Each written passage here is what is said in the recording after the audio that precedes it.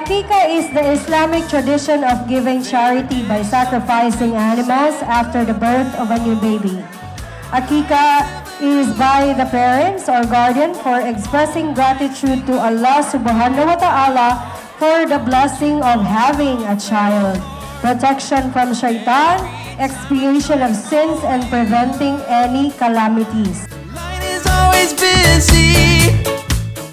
Para po sa aking pamangkin na si Bay Ariza, ang mapapayo ko lang po, sana Bay maging religious ka at paglaki mo, gayahin mo yung parents mo na nakatapos pong mag-aral, lalong-lalo na po at mahalin niya po ang kanyang parents, no?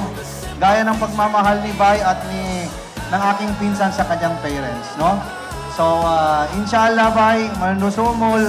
And nandito lang kami na mga papa mo at mga tita mo, lahat kaming pamilya mo na mag-support sa'yo.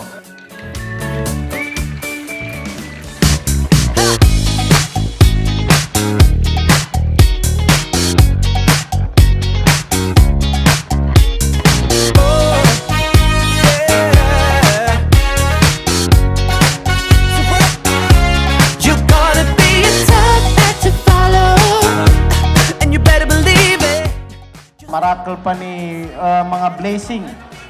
Makomasal ka dato, Bay.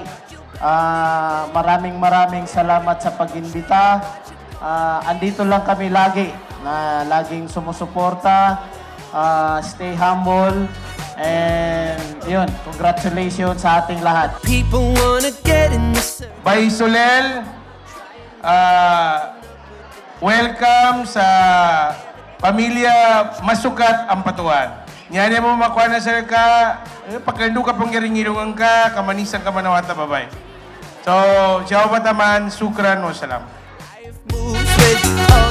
Of course, let us all welcome the parents with their loving Ariza Soler, Father Mayor Dato Akma, Dato Bots ang Patuan Jr., with the pretty loving beloved wife, Dr. by Princess Andrina Masukat ang Patuan.